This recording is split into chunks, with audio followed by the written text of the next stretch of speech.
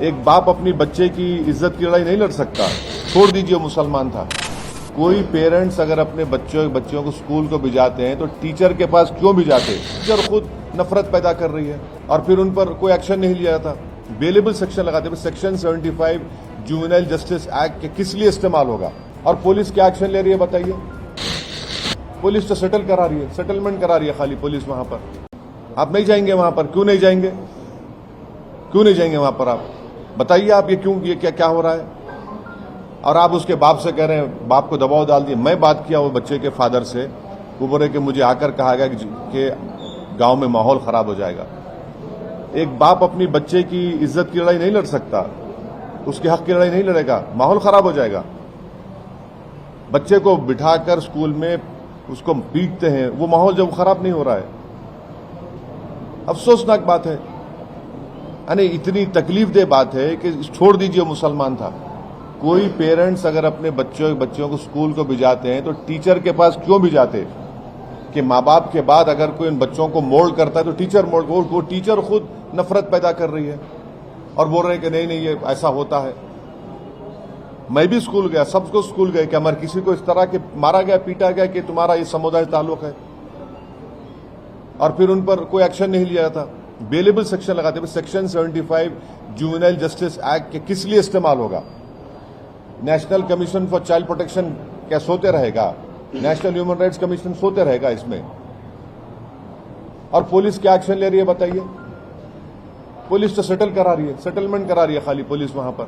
बाप को दबाव डाल रही है कि तुम कुछ मत करो। वो बच्चा रातों में नींद नहीं आ रही, उसको सो नहीं पा रहा है, क्योंकि वहां पर मुसलमान कमजोर हैं, एग्रीकल्चर लेबरर हैं, इसलिए आप दबाव डाल रहे हैं वहां पर। और पुलिस और सरकार प्रशासन पूरा उनका साथ दे रही है। सर, आपने तो पूरा वीडियो ट्वीट किया था, लेकिन national commission for child protection का सेक्शन 75 जुवेनाइल जस्टिस एक्ट क्या कहता है?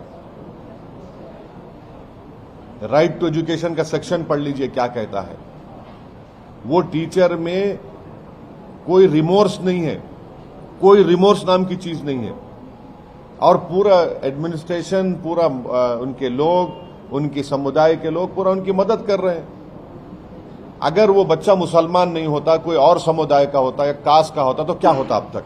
क्या उसके माँ बाप का घर नहीं तोड़ दिया जाता? क्या उस बच्चे को ले जाकर आप चाइल्ड होम में नहीं डालते? ये इंसाफ नहीं, नाइंसाफी की मिसाल है।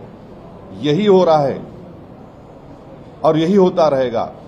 और सबसे बड़ी तकलीफ अगर उठाना पड़ रहा है तो भारत के मुसलमानों को, और जब तक वो समझेंगे नहीं इन बातों को और अपनी पॉलिटिकल लीडरशिप नहीं बनाएंगे, ऐसे ही नाइंसाफी होते रहेगी।